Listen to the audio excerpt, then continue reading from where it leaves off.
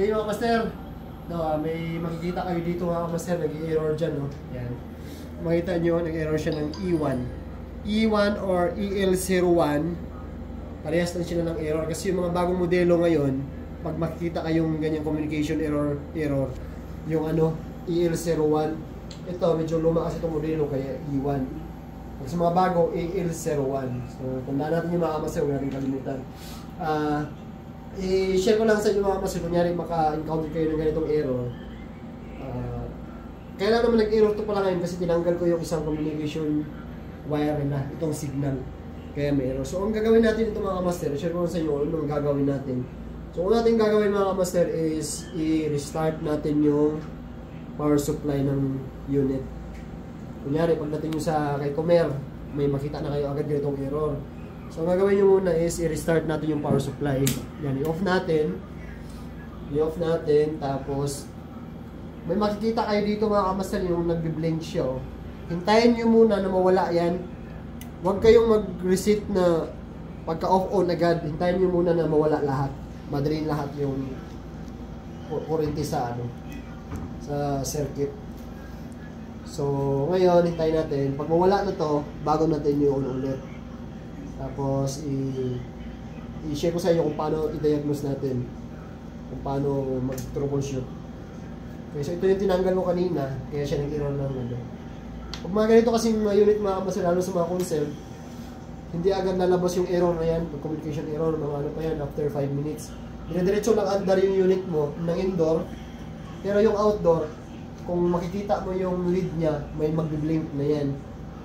So, hindi agad lalabas yung error na yun. So, mangyari, hintayin mo natin yung 5 minutes. Yung iba nga, 10 minutes pa bago lumalabas yung error.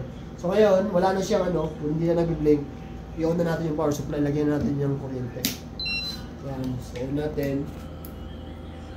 So, ngayon mga kamaster, may power supply na yung unit. Ang gagawin natin, i-on natin. Okay, so, ditong part na to mga kamaster, ito yung indoor. Ito yung indoor, ito yung terminal niya. Yan, imagine natin, ito yung terminal ng indoor. Ngayon, pag nag-check tayo ng mga kamaster, yung signal kung okay yung board natin dito sa indoor, gagawin lang natin is, lagay natin sa DC, sa clamp meter. Kahit dito, pwede lang naman, pero mas maganda dito lagay sa DC. Sa DC, tapos itong mga kamaster, itong test rod natin, itong red, itong positive, ilagay natin sa neutral. Tapos itong black naman, ilagay natin sa signal. Makikita nyo mga kamaster yan, ganyan na nagmo-move na voltahe. Nagmo-moving siya. Ibig sabihin, goods yung indoor board natin. So, walang problema sa indoor board kasi nagmo-move siya. Okay? So, ngayon, gagawin natin mga kamaster, punta na naman tayo dun sa outdoor. Sa outdoor ng terminal ng outdoor. Doon naman tayo mag-check kung may papasok pa rin na voltahe katulad nung pinakita ko sa inyo kung nung nag-check tayo sa indoor unit. Okay, so ito yung terminal ng outdoor, check natin.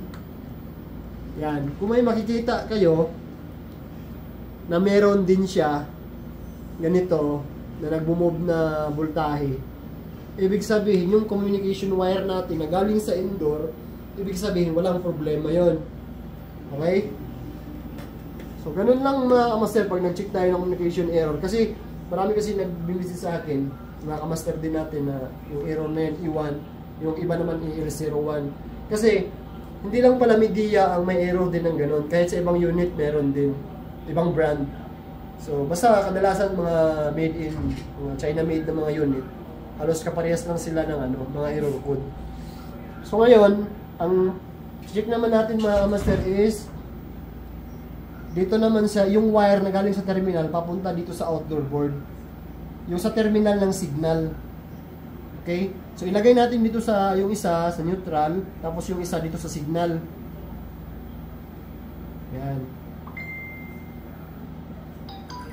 Kung hindi siya nagmo-move mga kamaster, yung makunaw na voltahe, ibig sabihin, may putol yung wire mo papunta dito sa signal sa outdoor board. Ngayon, ipakita ko sa inyo, kunyari, ikakabit ko itong yung terminal ng wire na galing sa signal. So tatanggalin ko rito yung itong ano na to. I-off ko muna. Off muna natin ha. Yun. Saan ba yung stars ko? Tanggalin natin to. Kaya to, may clip sheet. Yan. So ito mga kamaster, ito yung wire na signal galing dito sa indoor board. Ito yung pupunta dun sa terminal natin. So tinanggal ko ngayon. So makikita nyo mga kamaster. Yun natin. Ayan, on natin. So kung mag-check tayo dito, i-check natin yung terminal na to. Itong signal to tinanggal ko dito sa indoor board galing, di ba? So kung makikita nyo, yan, nilagay ko sa neutral mga kamaster, neutral. Kung makikita nyo, hindi siya nagmo-move. Hindi nagmo-move yung voltahe. Wala. Makikita nyo, hindi siya nagmo-moving, di ba? Yan. Kasi, ibig sabihin is, ano na lang natin na, kunyari, baka may putol dun sa communication wire natin. Dito tayo sa terminal ng outdoor. Ano ba? Yan. Ito, kunyari, terminal ng outdoor na to, nag-check na tayo kung okay yung communication wire natin na signal. Yan, kung makikita nyo mga master, hindi siya nag-move. Nasa ano lang siya, 10 volts lang siya. Kanina kung nakikita nyo, di ba, nasa halos 30 yun, tapos iba-iba yung voltahe na lumalabas. So pag ganito mga master, asahan nyo na may problema yun sa communication wire nyo. Okay? So, ano pa ba ang para mabilis tayo mag-check. Ngayon, pag nag-check kayo mga kamaster, dito okay naman, chinik natin dito yung terminal ng outdoor board. Okay naman siya, nagmo-moving naman yung voltahe. Pag chinik natin yung neutral at saka signal, hanggang dito, ganun pa rin. Ibig sabihin mga kamaster, may problema sa outdoor board natin. Okay? Ganun lang mag-check mga kamaster ng communication wire, yung error na yun.